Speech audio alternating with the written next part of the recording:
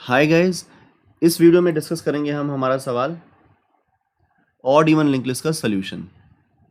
ठीक है, तो देखिए ये सवाल क्या था। आपको लिस्ट मिली है 2978164 और आपको सारे ऑड पहले लाने हैं। दैट इज 9715 को आगे लाइए और 2864 सारे ऑड पहले, सारे इवन बाद में।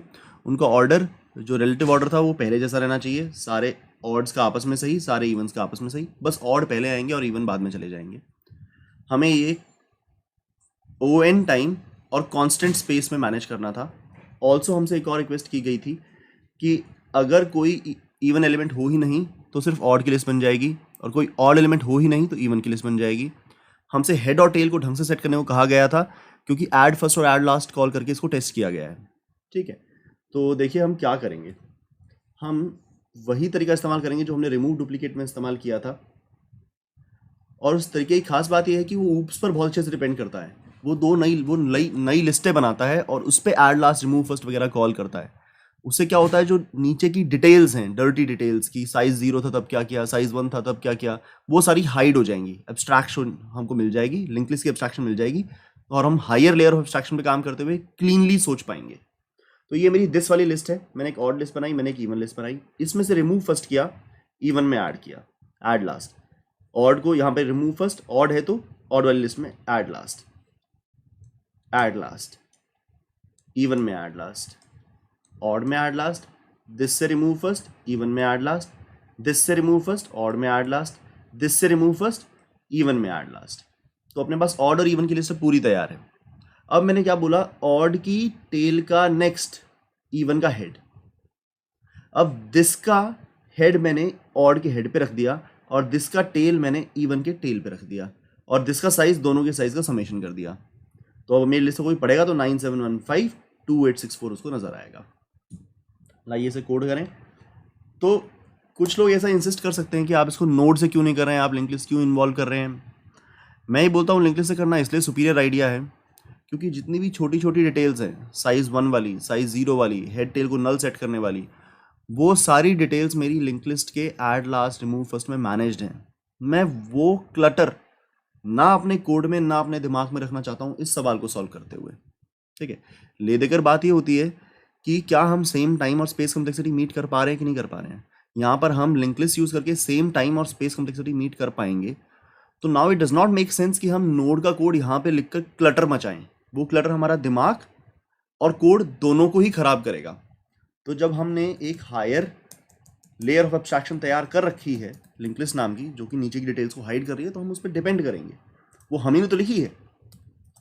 मैंने ऑड वाली लिस्ट बनाई, हम ही ने लिखी थी नीचे की डिटेल्स हाइड करने के लिए, तो आज उसे इस्तेमाल करेंगे। मैंने ये लिंक लिस्ट बनाई इवन नाम की,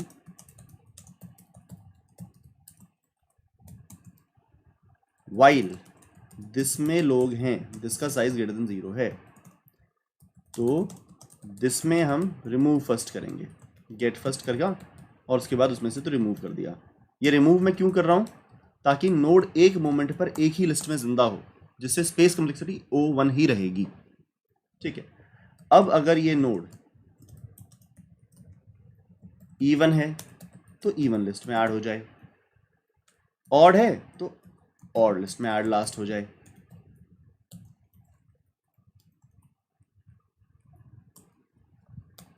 तो जैसा है मैंने वैसी लिस्ट में इसको ऐड कर लिया। बाहर आने के बाद ऑड की टेल का नेक्स्ट हम रखेंगे इवन के हेड पे, दिस का हेड रखेंगे हम ऑड के हेड पे, दिस की टेल रखेंगे हम इवन की टेल पे, और दिस का साइज होगा दोनों का समेशन, ऑड का साइज प्लस इवन का साइज। ठीक है, दिस से सब कुछ निकल चुका था, तो इसलिए दिस को दोबारा ठीक करने के लिए, दिस का साइज 0 हो गया है तभी ये लूप टर्मिनेट हुआ है। तो इसका मतलब दिस बिल्कुल खाली हो चुकी है, उसका हेड टेल नल है, तो उसको दोबारा ठीक करने के लिए मैंने दिस का हेड ऑड के हेड पे रखा, दिस का टेल इवन की टेल पे रखा, और साइज दोनों का समेशन बनाया। ऑल्सो ऑड और इवन को जोड़ने के लिए ऑड की टेल का नेक्स्ट इवन का हेड रखा। ठीक है, ये वो वाला केस मैनेज करता है जिसमें ऑड और इवन दोनों में कुछ ना कुछ है, लेकिन ऐसे केसेस भी हमें हैंडल करने को कहा गया है जब सिर्फ ऑड एलिमेंट्स हों या सिर्फ इवन एलिमेंट्स हों। तो उनका हमको ध्यान रखना होगा। यहाँ तो ऑड और इवन दोनों में ही एलिमेंट्स हैं, ठीक है। तो ऑड और इवन दोनों में थे स्टफ, तो हमने इसको मैनेज कर लिया। ऐसा हो सकता है कि सिर्फ ऑड में ही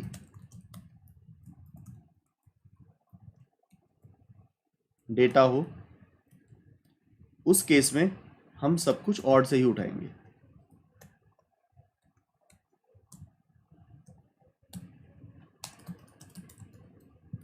और ऐसा भी हो सकता है सब कुछ इवन में हो,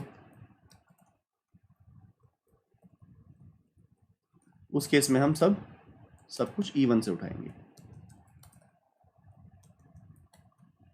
ठीक है। तो हमने वो वाले केसेस मैनेज कर लिए, जब सिर्फ ऑड में डेटा हो, जब सिर्फ इवन में डेटा हो, और जब दोनों में डेटा हो, वो केस भी मैनेज कर लिया। लाइए इसे चला कर देखते हैं। तो एक टेस्ट केस पास हो रहा है।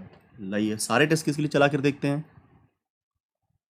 सारे टेस्ट केस पास हो रहे हैं। तो मैं इस वीडियो को एंड करूंगा दोबारा से अपनी ऊप्स के बारे में रैंट देकर।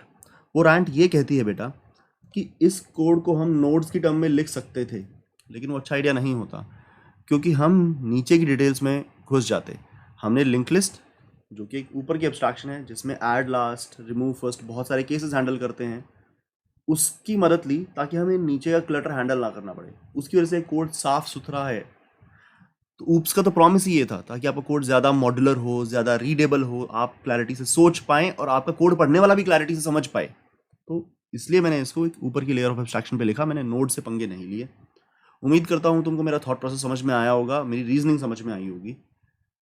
मिलते हैं नेक्स्ट वीडियो के अंदर। Thank you very much.